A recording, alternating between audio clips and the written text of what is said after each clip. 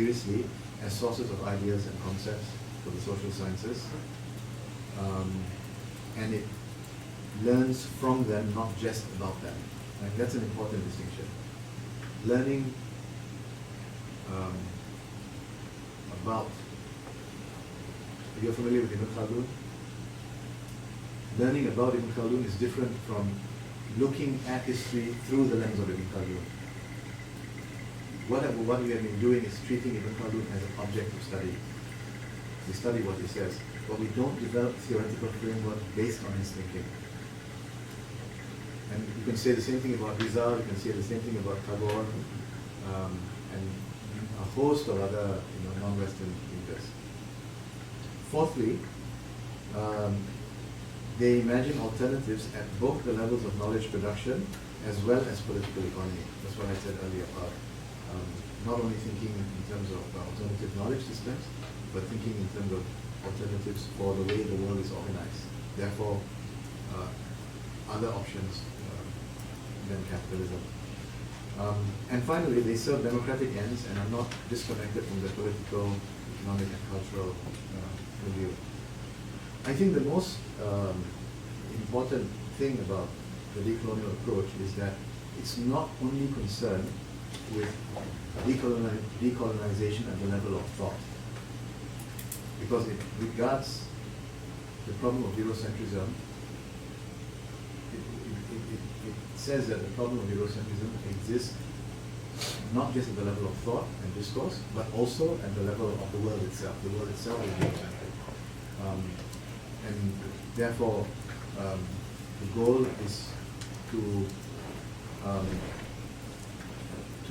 harness the knowledge potential of the various marginalized knowledge systems in order to help us to imagine alternatives to the current order, current capitalist, as well as patriarchal and racist order. Of course, there is a lot more to the decolonial perspective, but there's no time to go into all the details.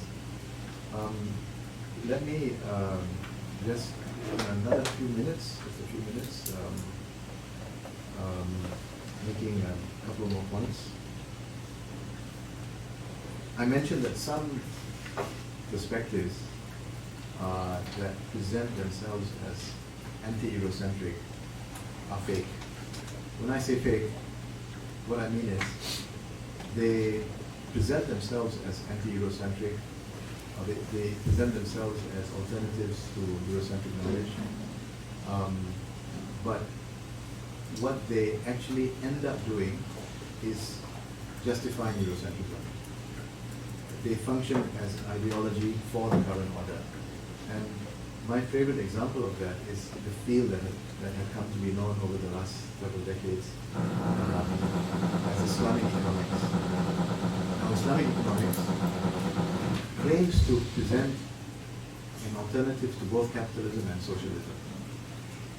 But in reality, it's a field that is derived from conventional economics, from conventional Western economics, from neoclassical economics, in fact, and dressed up in Islamic terminology, but offering no fundamental criticism of capitalism. So the kind of criticism of capitalism that you get from Marxist economics and Marxist sociology that relate to the labor theory of value, that relate to exploitation, that relate to alienation. These problems of capitalism, highlighted in more radical theories, are not discussed. They're not critiqued by Islamic economics. Worse still, in a practical sense, the Islamic banking system that has emerged from this discipline is a banking system that is wholly a part of modern capitalism and modern financial system. They've come up with financial instruments that are supposedly what they call Sharia compliant. they comply with the rules of Islamic law. For example, the prohibition against interest. Yet they can function within the current dominant financial system. In this sense, Islamic economics functions as an ideology because it actually, rather than curing the ills of capitalism, it helps to perpetuate capitalism by fitting in, hand in glove with global capitalism. So in this sense, I say that Islamic economics is not a genuine alternative to Eurocentric knowledge.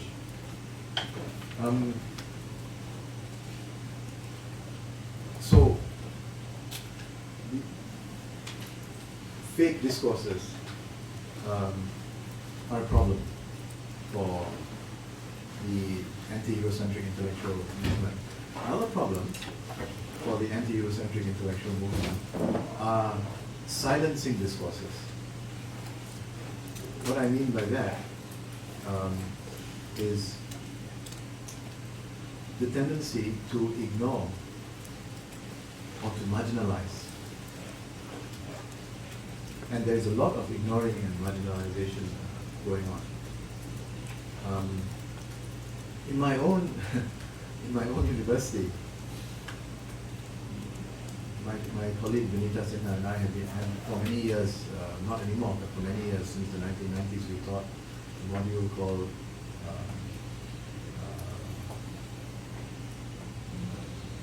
Social Thought and Social Theory. This was a third year course, a compulsory course for sociology students, for sociology majors. And we taught the course in a non-Eurocentric way. We included, and in a non-androcentric way as well. We included women thinkers, and we included non-white thinkers. Non-white male thinkers and non-white women thinkers. And we did that for many years. But it's very interesting to both of us, and we discuss it. We've discussed it from time to time. That there was almost absolutely no reaction to this way of teaching in our department, other than students occasionally reacting. There were reactions from students, but I mean from our colleagues, there was virtually no reaction. Since we stopped teaching the course, the people who had gone on to teach the course, who continued gone on to replace us, have continued to teach the course in the same Eurocentric manner. And despite the critique against Eurocentrism in sociology over the last several decades, sociological theory textbooks are still written along the lines of Eurocentrism and Androcentrism. There are hardly any social theory textbooks that include women thinkers or that include non-Western thinkers. And this is after decades of critique. So this is the problem of silencing that we also face.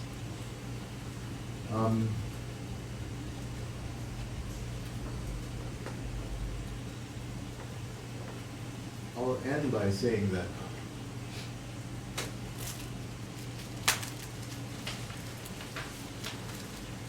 I will end on a pessimistic note.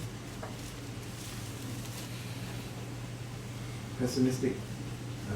My pessimism is based on my consideration of the structure in which we operate, right? The structure of academic dependency, the reward system that we work in, encourages a kind of work that perhaps is not conducive to the development of anti-Eurocentric knowledge. Requirements of publication, the kinds of journals that we publish in, the colleagues that we interact with, what is expected of us. all work against a kind of intellectual or academic culture that we need in order to develop non-Eurocentric knowledge. For example, to develop non-Eurocentric knowledge, we need to do theoretical work. There has to be a theoretical basis. It means taking a break from the mad rush of publishing and doing fundamental research. What are the possibilities of developing a political theory from the works of Tagore? What are the possibilities of developing an economic theory of development from the works of Gandhi? Right? And what would a Buddhist alternative to capitalism look like? Now, when you're starting from scratch, there are no textbooks, there are no volumes of writings on Tagorean social thought, or the social theory of Jose Rizal. There aren't volumes. There are 2 or 3 writings here and there. So we're really starting from scratch, which means we have to have the time, to read, to think, to engage, and to develop new ideas. This was just like the formative period of the social sciences in Europe, where there were no KPIs, there were no key performance indicators, there was no culture of publish or perish, and people were thinking organically, they were thinking from the ground, right? Dealing with local or regional issues and problems, and from there generating ideas, concepts, and theories. We don't have that luxury now. And the structure of academic dependency is such that our success, our promotion, does not depend on the way, I don't know whether it's like that in Taiwan, but in Malaysia and in other places, our success depends on our being recognized elsewhere, not in our own society, and not among our own academic circles. At the National University of Singapore, it's very important that you are highly cited for your promotions by scholars abroad, especially scholars in the top universities. It wouldn't be very important if you are highly cited by Indonesian scholars or Filipino scholars, all publishing in Indonesian and Filipino journals, and not in high-ranking, ISI or Scopus journals. So there is a dependency on recognition. Apart from dependency on concepts and ideas, there's also a dependency on recognition. So this structure of academic dependency, I think, makes it very difficult for us to advance the cause of anti-Eurocentric knowledge. There is a division of labor in academic dependency, whereby there are 3 aspects to this division of labor. Scholars in the knowledge powers, the US, the UK, France, scholars in the knowledge powers do theoretical as well as empirical work, right?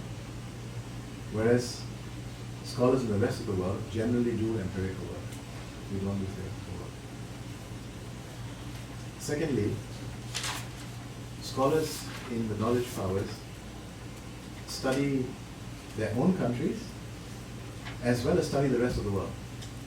So in Britain, in America, in France, you have specialization in practically every corner of the world. Whereas scholars in our societies generally specialize in our own countries, generally. And thirdly, scholars in the West specialize, do comparative work. We generally do single case study, and it's usually our own societies. And this division of labor is perpetuated. When you go to America to study, you go to Britain to study, you are more or less, you're not forced of course, but the expectation is that you study your own society. I'm not saying there's a conspiracy, but this is the way things generally work.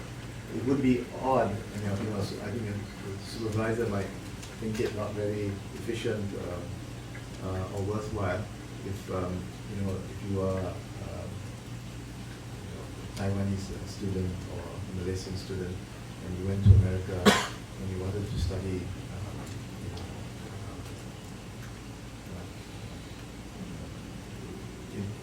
evangelization in a small Southern Baptist town.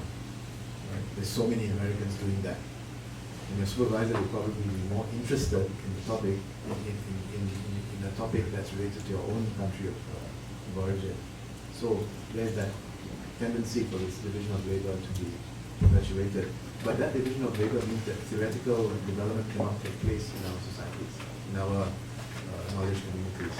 When you don't do theoretical work and you don't do comparative work, and you're not exposed to societies other than your own, it's difficult for theory to develop.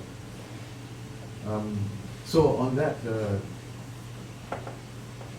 pessimistic note, I should end by saying that in spite of being pessimistic, we should continuously engage in the critique of Eurocentric knowledge and go about the process of creating alternative or decolonial knowledge. So the university, the academic structures may not change and may not be conducive, but at the individual level, it's still possible to do a lot of innovative work. Sometimes it may require certain sacrifices. At the very least, it may result in no recognition. But I think the business of creating deep global knowledge alternative discourses is something that's important to persist in. Even if you can't see changes taking place